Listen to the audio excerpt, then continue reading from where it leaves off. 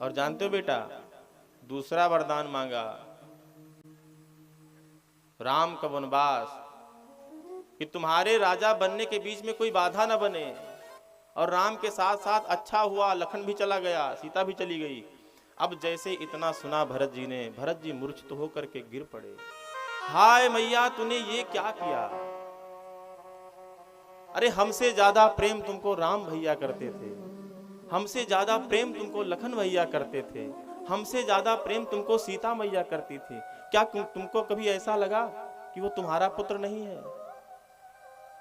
तुमने राम जी को वन भेज दिया और कह रही हो कि सारी बातें संवार ली, सारा कार्य सिद्ध कर लिया। क्या यही कार्य आपने सिद्ध कर लिया? राम को वन भेज दिया, पिताजी की मृत्यु हो गई, तुम्हें ऐसा वर मांगते हुए लज्जा नहीं आई? तुम्हें ऐसा कहते हुए महाराज दशरथ से तुम्हारी जिह्वा में कीड़े नहीं पड़ गए? और भरत जी ने आज कैकेयी को पापिनी कहा कि पापिनी सबहि भांति कुल नासा। हे पापिनी, तूने तो मेरे कुल का नाश कर दिया।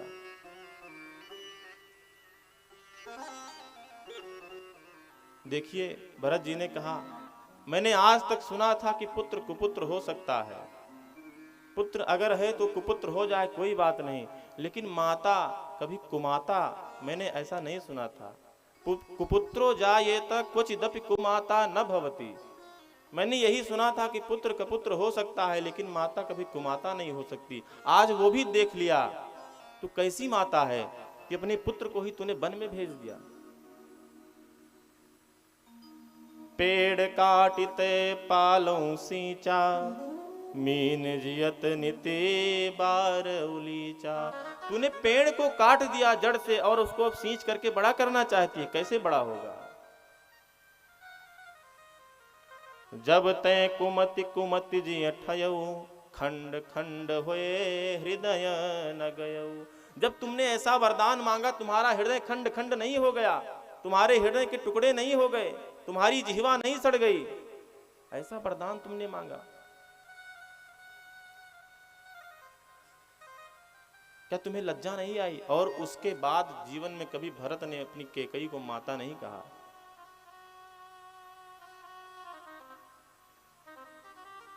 इतना कह करके भरत जी महाराज वहां से चल पड़े कि अब इनसे क्या बात किया जाए।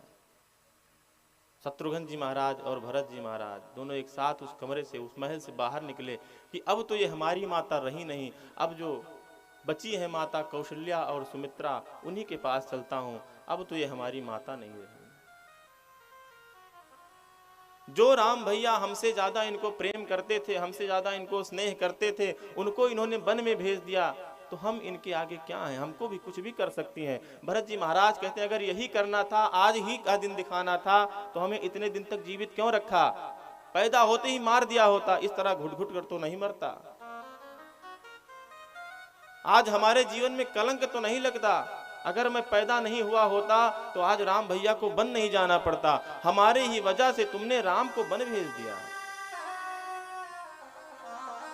अरे मैंने कौन सा ऐसा अपराध कर दिया था जो आपने हमारे लिए राम जी को वन भेज दिया?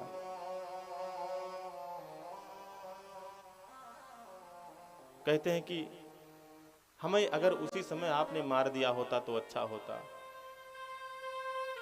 ये दिन तो नहीं देखना पड़ता। भरत जी महाराज वहां से चले, कौशल्या मैया के पास सीधे पहुंचे। जैसे मैया कौशल्या के पास पहुंचे, मां कौशल्या ने भरत को देखा, तुरंत हृदय से लगा लिया, बेटा आ गया। भरत जी महाराज चरणों में गिर पड़े, मैया मैं आपका पुत्र होकर के क्यों नहीं जन्मा? आज हमारे कारण हमारे भैया को बन जाना पड़ा। अगर मैं नहीं पैदा हुआ होता कैकेयी के कोख से, तो आज मां सीता को, भैया राम को वन नहीं जाना पड़ता। हमारा जन्म हुआ क्यों? क्या इसी दिन के लिए जन्म हुआ था हमारा? क्या यही कलंक हमको लगना था कि भरत के खातिर कैकेयी ने राम को वनवास भेज दिया?